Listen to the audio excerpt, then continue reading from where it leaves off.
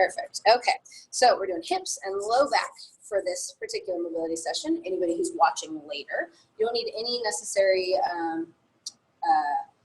props or anything today. I just told everybody else it's already on, I know, but for some of this, I'll be talking as if someone watches later in case they decide they want to use it, or if you want to use it later as a resource on a different day.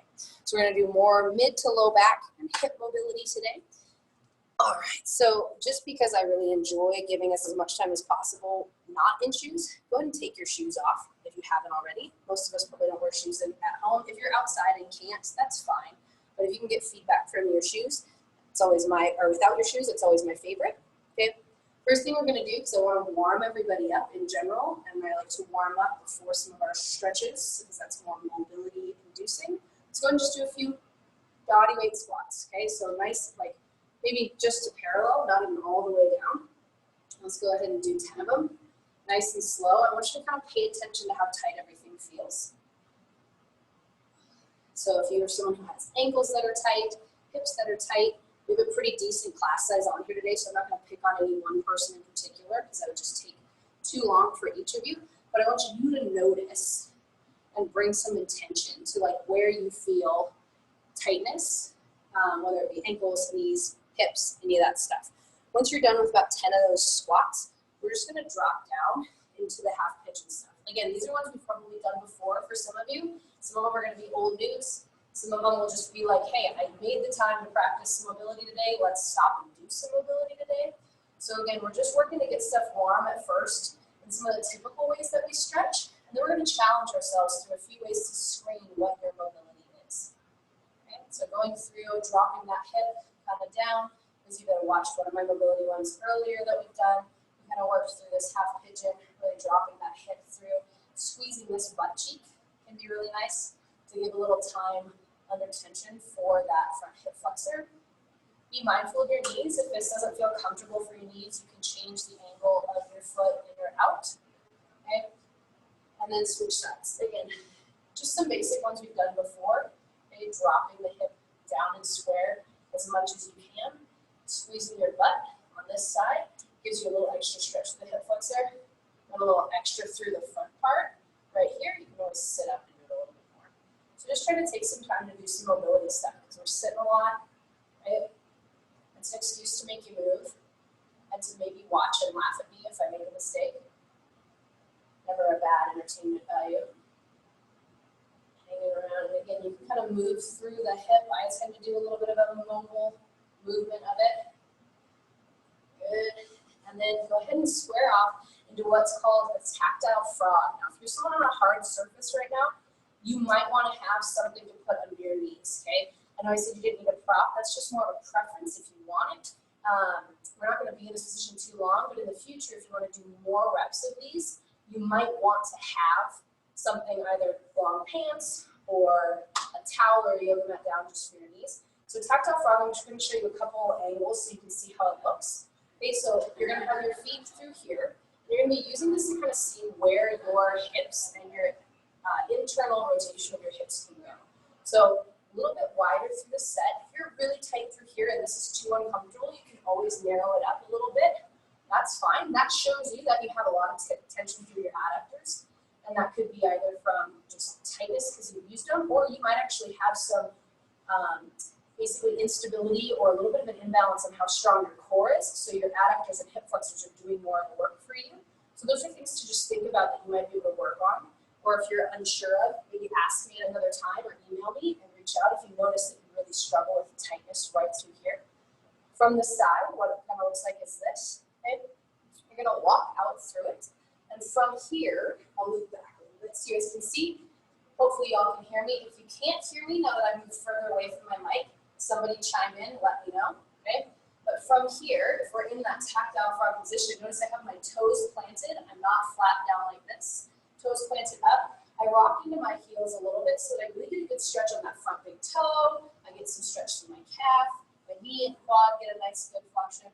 My back's nice and flat and not rounded into it. You can, it's not necessarily going to hurt you, but our goal is to really sink down like we would want to in a squat, okay? From that position, we're going to kind of rock it forward and just start with squeezing your butt down and then rocking back. And you might only get to here, and all all of a sudden those adductors I talked about, hip flexors are really tight, okay? Then maybe you only get to here. Some of you might be able to get to here. Some people might be able to get to like almost pelvis to the floor. Great. Everybody's got a different thing that they're dealing with, but rocking back and through this is going to add a little bit of an active mobility through this stretch. And you'll probably feel, after you've done a few of them, you start to get a little further. Now I'm going to challenge you to squeeze your butt at the end of it. You might not sink any further, but you're going to try and stay in that position and squeeze, squeeze, squeeze. You'll feel those hip flexors and adductors get tight. You'll feel like it's kind of hard to squeeze your butt. And then rock back and relax the glutes. Back in and squeeze, squeeze, squeeze. What we're doing is we're trying to use opposing muscle groups. I talked with Zeke about this earlier with some upper body stuff. If you're trying to use the opposing muscle groups, squeeze, squeeze, squeeze the butt. Because when that flexes, the other side muscle group has to relax in order for it to do its work. Okay? Now from that position, the next thing we're doing is we're going to kind of assess how much you can rotate that hip into internal rotation. So this is the part that if you need a break on your knees, or if you need to figure out that you have a pad under here would be most helpful, or a stretcher or something, go ahead and do that now, because you're going to start rotating onto those kneecaps, and you're going to want some cushion on it, okay? So go ahead and do that while I'm talking if you need to. There's no like, you're being a baby if you need it. It's all for comfort, so that you can allow yourself to really get into the stretch. If you're not comfortable, your body's not going to let you do it, okay? So if you need to, put it underneath your knees. We're going to rock forward to that farthest spot we can get. Squeeze your glute a little bit. Good. Relax the glute. Back off just a little. Now from that position, I want you to try and rotate your foot out. Okay, so that's what it looks like from this angle. And now I'm going to show you from this angle so you can see what it is my hip is doing. Okay, so from here, I apologize that I wore dark pants on a dark floor. From here, I'm rotating out. So you'll notice I'm rotating, I'm dropping this hip down, but I'm rotating it. And I'm trying to kick this part of my heel out in front and to the side. So then what it looks like square on, so you can really get an idea of what's going on here. All right, I walk forward, I hip rock a little bit, and then I rotate out. So you kind of see that angle. Does everyone see that angle? The other side is staying the way that it was. Okay, I'm not trying to like swing over and pick that hip up. I'm trying to keep it down, and it's just coming through my actual hip joint, right through here. Okay. So, is there any questions while we're doing this? Does everyone understand that? If you don't have a question, you're going to keep rocking in and out of that position on one side. We're going to do it 5 to 6 times. You could hold a little if you want. But is there any questions on what we're doing with that? Because we're going to do 6 on the other side as well. If there's no questions, just keep walking through it. If you don't understand I have a question. Yeah. Do you keep trying to make your legs wider, spread out your knees? You can if you want, but if you're getting really tight pull through the adductors, so through the inner thighs, it's probably not going to let you rotate your hip very far. And we're trying to really get the best of both worlds of a bit of a stretch through the groin area and rotation through the hips. If it feels locked down and stretched and uncomfortable, it's not going to let you rotate, right? Because it's going to feel like you're doing damage to it. And we don't want to push it into a spot that it can't do. Does that help answer your question on that one? Sure. I think that was Steve. Was that Steve that asked it? Show me your, yes. I'm going by voice on this one. Here, I scrolled over to you, Steve. Show me what you're working with. I'm going to put you on the screen so that if it is recording my screen and what it sees, we'll get to see you while I answer this question. Good. So what I want you to do too is I want you to plant your toe of your back foot as well. So go back to your main position. Yep, there you go. Good. So as you go down and forward, good, you're keeping the same width between your knees. You're not trying to let it slide out into a split. What you're just focusing on is you found that kind of in between that you can tolerate, and then you're rotating that foot out. Good. Go back. Let's do the other side now. So take it back. Yep. Can you feel that kind of in your upper outer glutes or on the side of your hips? Oh, yeah. Having to work. Sometimes it might even cramp for people, and you also probably feel some stretch in the front, but the activation you should probably feel on that outside of the glute area. Is that where you're feeling it? Yes. Good. Outside. Good. It's a great question, and it's always nice too because your color scheme from your floor and your shirt shows a little bit better, so people can sometimes see the range you're going through. And I want everyone to be able to see that. So awesome question. Thanks for bringing that up. Is there any more questions about that? Anybody?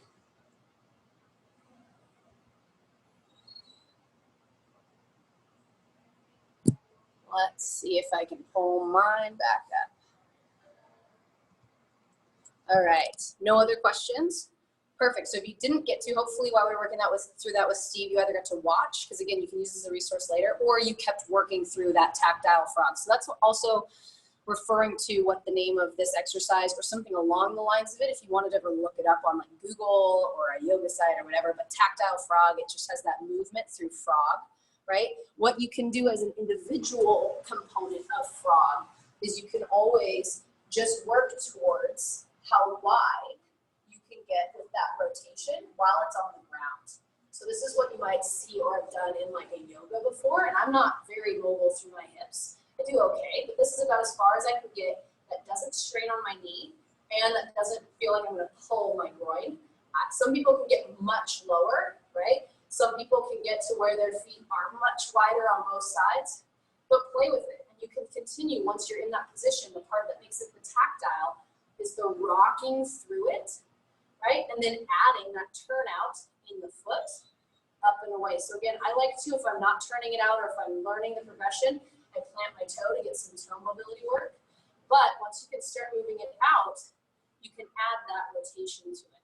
So let's go ahead and spend one more minute. Let's do 5 more at your furthest distance out you're comfortable doing with that rotation and the foot out if you can. You can maybe just hang here for the minute, or you can do, like I said, like about 5 more. This is like my least amount of mobility I have available, but this is really challenging to move for me. Let's play with it. So rock back and forth. You can do all 5 on one side, all 5 on the other. If your knees are killing you, again, I get it. Use this as a resource later and just do it a stretch that you can handle. Maybe the pigeon stretch right now. Maybe you work on the shin boxes like this to work it because your knees are bugging you right now. That's fine, but let's get everybody on the same page. Has everybody finished rocking through a couple of those? Okay, I see thumbs up from people. I see Angie rocking through it. Perfect. Good. I see Steve smiling with a grimace all at the same time. Perfect. Okay, so I'm gonna go back. Just because we're recording, I try to keep going back so that I'm the one on the main screen. But if you guys have questions, I can still scroll over to see you. Okay, so that's that first one, that tactile frog. I love that one. So here's another one that I did the other day that I want to do because there's only a few of us on, and because it's a couple days later, it's one of my favorites. I'm going to make everyone do it again because we have more of you on for this one, and it's where you're walking from a plank out into a squat. Okay, last time we did a plank to a squat to a bootlegger. So I will demo that once at the beginning. If you want to bring that to your practice today for mobility, go for it. But I really want to focus on, if I'm picking one part of it for today, is how much it's working through core bracing, rolling in and through so that you're getting those hip girls really nice and set into your squat, okay? Because we're going for a lot of hip focus and core and low back stuff today. Again, if you want to do a bootlegger at the end, I'll show you that too, but I'm going to then walk through the other a bunch of times. So from 2 different angles, this is one of my favorite ones to do before doing overhead squats, bully lifting, heavy back squats, things that are going to involve needing bracing and stability through my core, but also mobility here. So if I'm doing a lot of body weight stuff, I focus a lot on hips. If I have to do something like bracing heavy weight or a really profound position like catching a squat snatch that I need stable base through my core, and then my hips have to be mobile too, I do this one a lot for my own warm-up. So I'll walk out into a plank. Again, I'm going to show you from a couple angles. I walk out into a plank, and then as I walk back, I'm walking, you'll see my glutes don't rise above my shoulders. You guys won't even be able to see them. And then I rock back in. And notice, at the beginning, with my poor ankle mobility, I can't even sit down into what normally would be my own squat if I didn't have lifters on. But I still rock back into it, try to balance through it, sit upright, hands back down, and I walk right back out, nice tight core, into a plank. Okay, what that looks like from the side, okay? So I walked out into my plank. Okay, my feet are at about a width apart from my squat. I walk back in, nice embrace. Everything stays level. I don't bring my butt up, right? I don't stand up first. I don't round. I drop straight back in as if I was going to be into that squat. And I rock up into the squat. Now this time I did it. My feet are actually touching the ground, but my knees are collapsed in a little. So certain parts are getting warmer, other parts still not warm enough. So I'm still fighting to push and be upright. Not the prettiest looking squat yet though. I'm not holding weight, it's fine. And then I come back to the ground and I walk back out to that plank. Okay? So I'll do kind of a hybrid that you saw both sides so you can see a little bit of all of me. If you want to add the bootleg, okay? You're going to start walking out into your plank. Nice tight plank, core's tight. Make sure your feet are set at your squat width. You walk back nice and neutral. You rock into that squat, right? Bootlegger, you then put the hands on the toes, stand up into that stretch of the hamstrings, and rock it back down. And then you go back to that plank walk, right? So what that looks like closer, they'll cut off part of the plank, but you'll see the bootlegger. I would walk in from my plank, okay, same from this angle, walking into my squat. Feet go on top of my hands. Bootstrapper, I think I might have said bootlegger a second ago. Bootstrapper, back down, working into that squat, and then walking back out. Okay, so I know that mobility-wise and vision-wise, it's a lot of angles I'm trying to make sure you guys see. But I'm going to take a look while you guys work through 10 of those, whether you want to do the bootstrapper part or not. And I'm just going to watch. I'm going to be big brother status, watching all these screens and scrolling through so that people get to watch it later on a recording. I think it should show, for those of you that are on your screen, what everyone's different variations look like. You should start feeling like you're sweating. I mean, you can hear me breathing a little heavier. I'm getting more flush because it takes a lot of stability with the stretch to do it. And after each one, you should feel like your squat's getting a little prettier. You're getting a little warmer, pushing out and through. If you're not halfway done with almost 5 of them now, I'm going to say you're done at 5 of them, and you're going to do 5 more from this point forward. Just to make sure that we're staying on time, in a good pace. You shouldn't have to take as long to feel like you're sitting into it now that you're getting a little warmer. It's getting really good mobility through our wrists working too, because we're walking back and forth, shoulder heating up, all this other stuff that while we're working on hips, it's a great warm up because it forces you to hit all those parts. If you're done, feel free to drop into your favorite stretch of things we've done before. If it's like the pigeon stretch, adductors, if you just want to kneel for a second, breathe. Nice. All right, and then because we have so many of you on and I want you guys to feel included, what do people think of that one? Did everyone like that one? Anybody hate it? Anyone have questions? How many people felt like their squat got way easier to do by the end? Yeah, Zeke gave me a thumbs up. Angie gave me a thumbs up. Catherine, great. Cool. Is that Rutabaga? Oh, hi Rutabaga. Latoya made an appearance at lunch today. Gotta love the pups. All right, perfect. So now what we're gonna do, we got everybody here. We're gonna do one that involves a little bit of torsional stuff for low back and mid back. It actually hits your upper back some if you wanted to put your hands up and above, but it's kind of like a clamshell type opener for your upper body. Okay, I've had some people do this one before. We're going to do this one to get a little bit of rotational work and spend a little time, now that you heated up your hips, sitting in a position we don't spend a lot of time in. Okay? So what we're going to do is you're going to sit back onto your heels. I'll go kind of at an angle here so you guys can see. Again, you're probably going to feel it in your feet, so you can have them flat, or if you need to, you can always put them up on the toes. Okay? But our challenge is to be in these positions a little bit. We don't spend enough time in them. We spend time sitting in chairs, our feet not getting fully flexed or fully extended. So spend some time in it. It might be a little uncomfortable, and that's okay. So from this position, you're going to be rock back onto your heels. You'll go down onto your elbow and forearm of one hand, and your palm is planted. So it's going to be kind of like your elbow and forearm are tripoded between the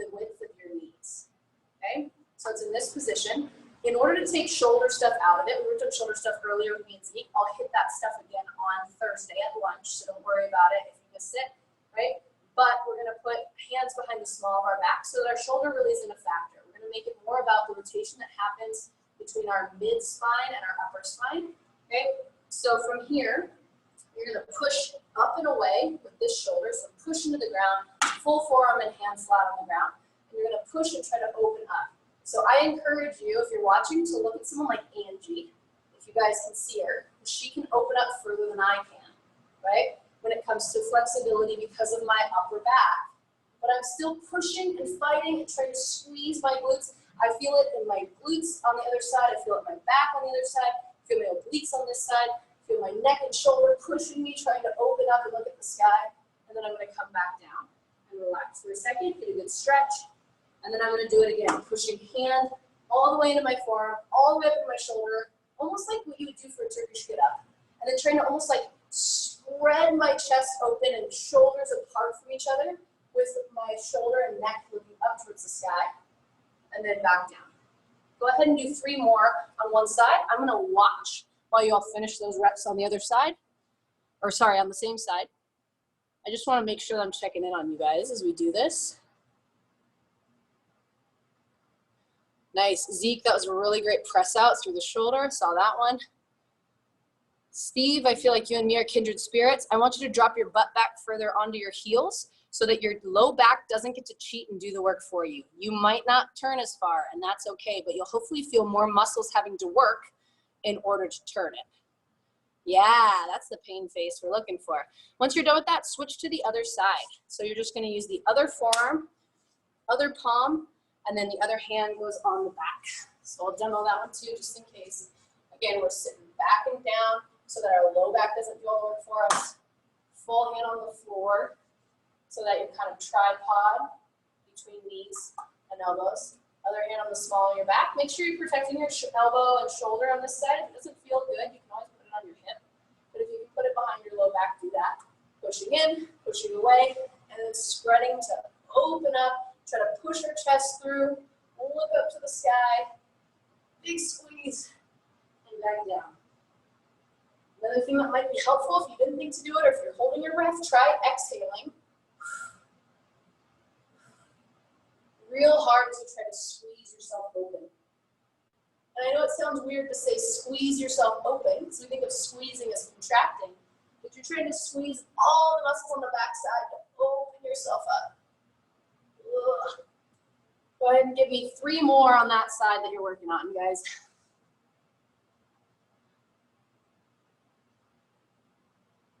Nice. And you might feel like just sitting down in kind of a child's pose where you're sitting back there like that and your low back's getting a stretch, and that's fine too. Angie's demoing that really well.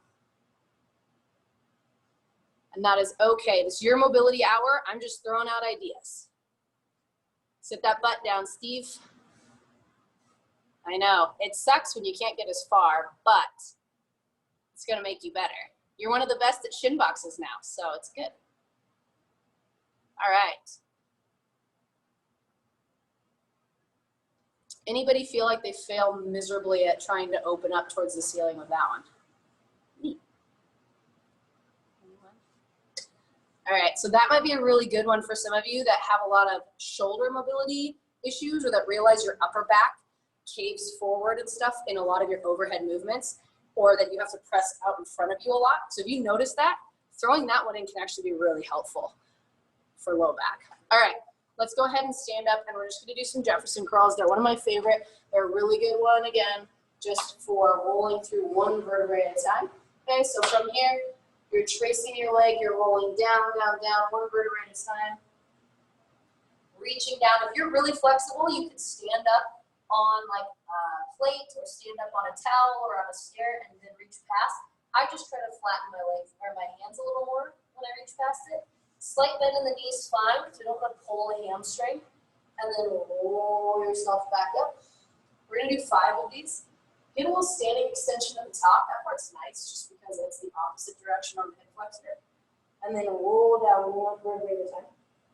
People don't do this one enough. We tend to make people fear low back flexion, because we think of low back rounding and flexion when it's underweight. But when it's just your body going through the range of motion it's meant to do, it's not a bad thing to make yourself do on occasion. So that's why I throw that in sometimes, even if it seems really redundant and really simple. It's really good to neurologically and fascial pattern what we do for full range of motion in our body. Because we sit still all day. Let's do 2 more. Should feel like you're able to get a little bit lower. Hamstrings might actually feel a little bit looser. Depends on who you are. You might be like, my hamstrings actually feel tighter, but it's because you're going further each time. So try to clue in on those things. Draw attention to yourself. Good. Okay, the next one we're going to do, this is another one that I make people do if they come into my office a lot with low back pain and sciatica. So if you have ever had that, pay attention, because this might be something that you can do and implement on your own. You start feeling like you're lifting in the mornings and it kind of twinges, or it feels like it's a little bit of a spasm or anything like that. Here's another one that you can do to kind of help moderate your pain, but it's also to help moderate the nerve input that's going on when you're back, either spasms or when you have disc stuff or things going down the leg, okay? So it's just a press up. It's actually one of the leading protocols when people have sciatic pain. That's a really easy thing you can keep in your back pocket to do on your own, and it might mediate your pain without having to take a painkiller, okay? So you're just gonna be in this kind of Sphinx style position. A lot of times I tell people to start out like you're watching cartoons, and then think about letting your back relax and your glutes really relax. So you're not squeezing anything. You're just letting everything kind of hang. You're letting your low back sag, almost like it's a hammock from your shoulders down to your butt. And it's just really relaxing, legitimately like a child watching cartoons. Okay. From there, I like to have my hands kind of out in front to start, because especially imagine if you ever have this for when your back's painful or it's spasming. Your body doesn't want to move quick and it doesn't want to move to the full end range. So I always start in the middle. Okay, and then from here, I kind of just push up from that position, right? So it's not a full push up, it's not all the way up, it's just straightening your arms. Gives you a little more increase to the curve in your back. You want that. People, again, are afraid of a full curve the other way or full flexion, and we don't necessarily hate those things. We just don't want to do a lot of it under heavy load. But for range of motion and pain management, this can be really helpful for some people. Make sure your glutes are relaxed. We're hanging out here for a little bit. Go back down to your elbows. And check in again and relax. Okay, next thing you're gonna do, if that felt fine to you, it maybe felt like a little bit tight, right? If any of you that remember Ross and all of the extensions, right? A tight back isn't a bad back. A painful back is a bad back. We want your back to be able to be tight and useful muscularly. So I'm okay if it's a little tight as long as it's not painful. So even when you're feeling a spasm, if you can work your back up into range of motion, you can basically show it that it can handle being in that range of motion, and it's not a dangerous spot for it. We're not under heavy load, we're not hurting ourselves, we're stretching, right? Make sure right now while you're hanging out here that your low back is relaxed, your butt's relaxed, you're getting up a little higher. If you want to, walk your hands back as if it was almost like a push-up, and really take yourself up to the top range of motion that you would go. Okay? If your shoulders and neck can allow this, then this is gonna be your end goal. And you're gonna do some reps. So now we're gonna do 10 reps of that. You're gonna breathe out on the way up. So your belly is loose and it's not full of air trying to stretch. Relax your butt and then go back down. Breathe out. You can add in looking up at the ceiling if your neck can tolerate it. You can breathe back in on the way down. Breathe out. And then back down.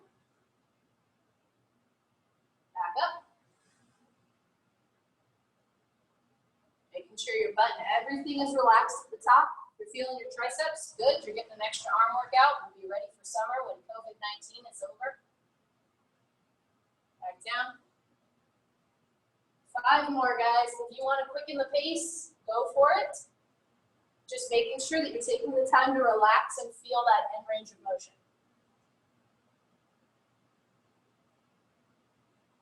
Should feel like you're getting less and less pull from the front of the abdomen and that you're not getting as much tension in the hips. Starting to loosen up a little. Should start to feel like it's really just kind of a spot in your back that you feel. And maybe your triceps. And then everything else should feel like it's getting a little less and less tense. And almost like a little more collapsed through the back. Like everything's really sagging. We want that. Sounds weird, but that's what we want. Once you're done, I always rock up kind of into almost that tactile frog position. So I come up on the hands and knees first. So my back has a second to set in normal because I just put it in a bunch of end range. I bring my hips under me and then I slowly kind of rock back with a neutral back. And then you can sit and you can kind of pump through with a little bit of flexion. Might feel really nice. But what I don't want is for you to just go into immediate opposite stretch of flexion, right? Right now, not a big deal if you kind of pump through it, healthy backs. But if you ever had pain and you chose to use this as a way to just see if it would dissipate the pain a little bit, the whole point is that we're trying to put it into a position that feels natural, and our natural spinal curve at the bottom goes into that extension. So if you then go and put it right back into full flexion, the way that maybe aggravated it, if you ever have pain from like a lift or something that involved bending, like a deadlift that you pull up, you don't want to go right back into the range of motion that bothered it in the first place. That's why we're doing that extension back. So pumps through that range is fine, but really getting that extension. Now I want you guys to test something for me. Just stand back up. And we're going to do a couple more of those Jefferson curls. And I want you to tell me, when you do it, if your hamstrings and everything other than your mid-back feel looser, easier. Can you get further? Does it feel like it's just like, oh, wow, I have way less tension behind my knees or less tension behind my glutes?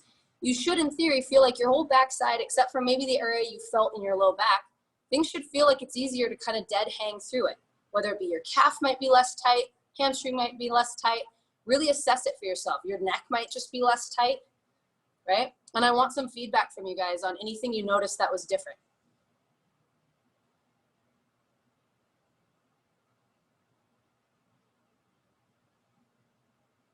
Nice. And again, three to five of them, just testing it out. And then if you have any feedback, go ahead and hop on and let me know if you noticed any difference. If it was the same, that's fine.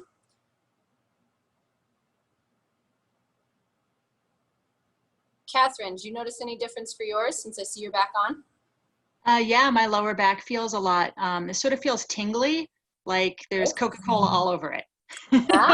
Now do you feel anything in your hamstrings or in your legs that were different? Did they feel looser or easier at the end?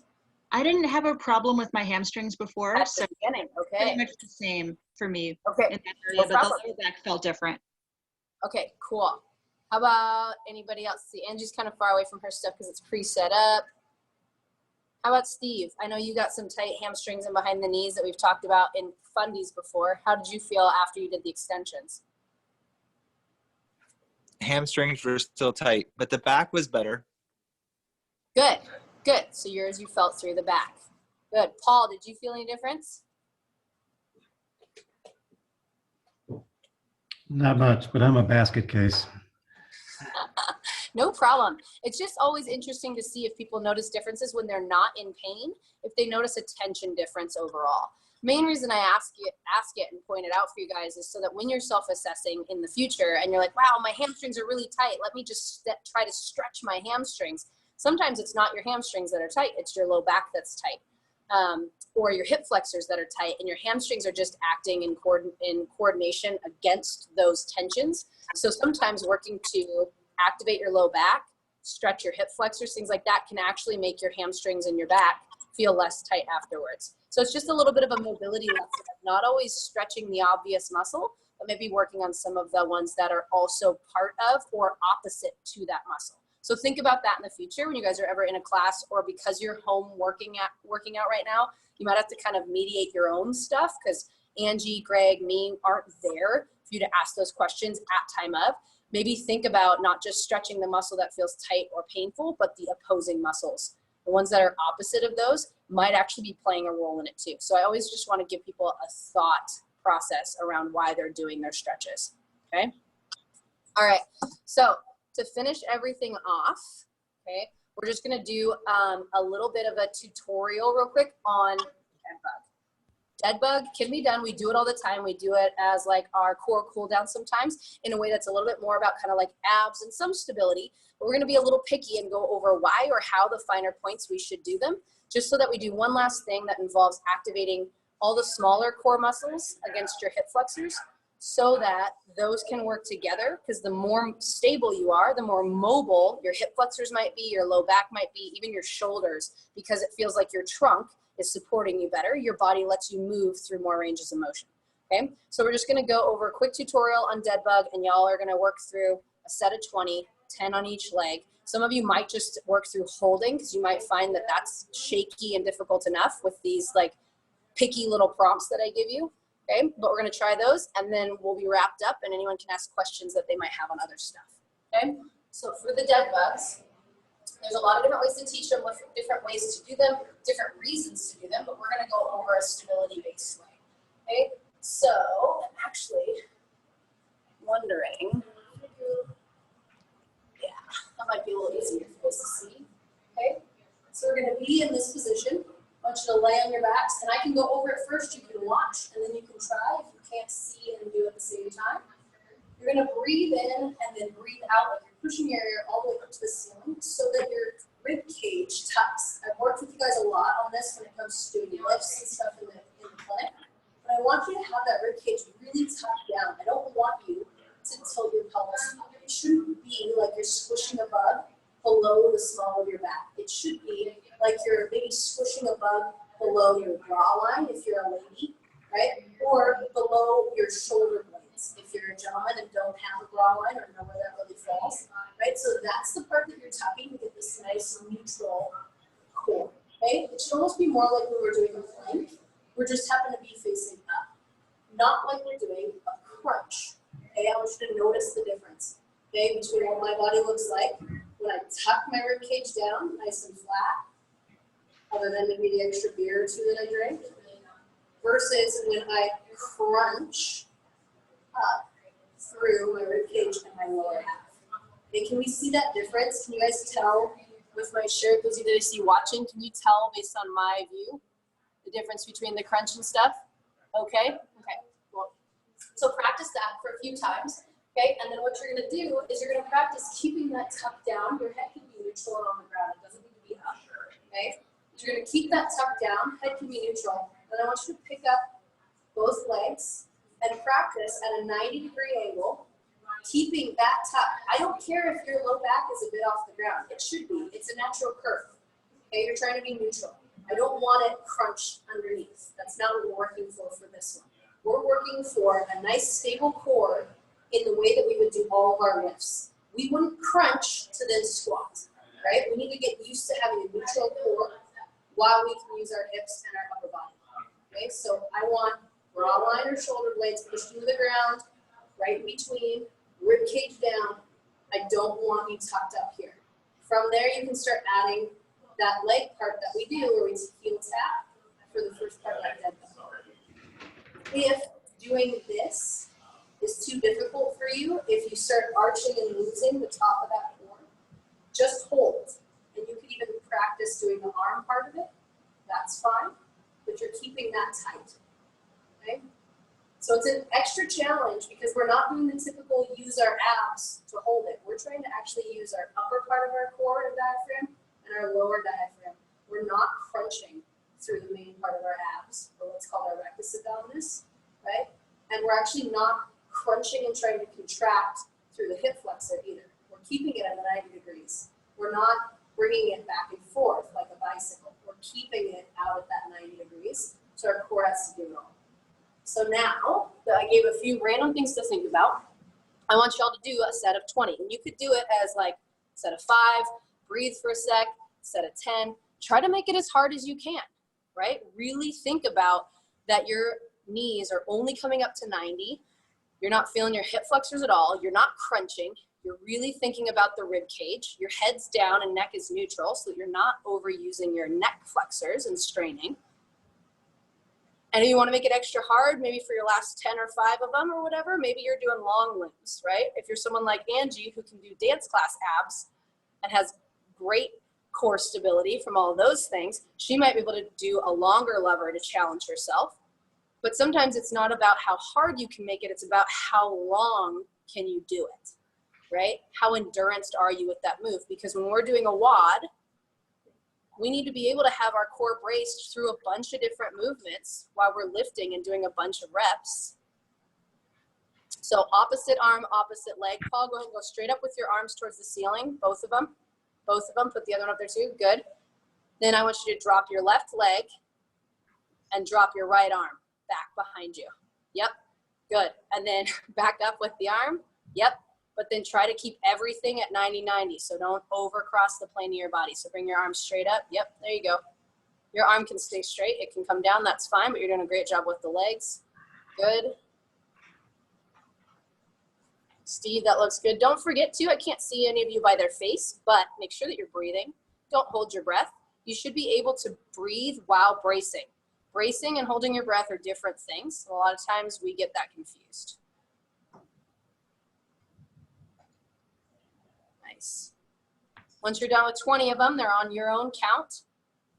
Go ahead and rest.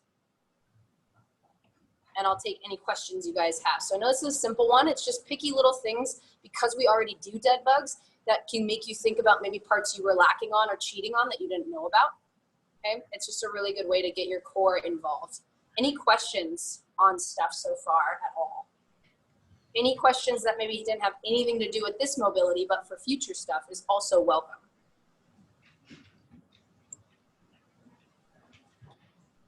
Nice. Good stuff. Cool. Anybody have anything else they want to do today or want me to throw in or that they have been wondering about? Or just any fun thing they need to share with us while you have an audience? Oh, Kitty. What's your kitty's name? This is Sarmina, and she's very shy, but she doesn't realize that there's people watching. Oh, there's so many people watching her right now. Oh, she ran. That's funny. I think your voice scared her. It scares a lot of people. It's fine. All right. Cool. Well, thanks for coming to mobility stuff today, guys. I know that it was pretty simple. We've done some of those before. Again, I just kind of throw out things that I think are helpful, stuff I do a lot with patients that have injuries that are great to do before you get the injury as prevention as well, and based on stuff that I know we're using a lot. That's why earlier today I did a thoracic and shoulder one with Zeke because of sitting at home a lot and a lot of push-ups. So I'll throw that one in again at lunchtime on Thursday at 12:30. If you guys want to tune in for that, I'll try to do my best to remember to record it, and that way we can submit that one since mine and Zeke's video earlier today kind of cut out halfway through. So you guys will have that as a resource too. But if you have questions and things you really want to see, email me, reach out, whatever, Facebook message me, whatever you need, or write it on the post so that we know what maybe you'd like me to focus on in the mobility. This is just for you guys. It's clearly not super professional, not fancy, not overly planned. It's just to kind of be a resource for you guys and to get us some contact outside of sitting in our own house all the time. Cool? All right, I'm going to end the recording here real quick. Ta-da.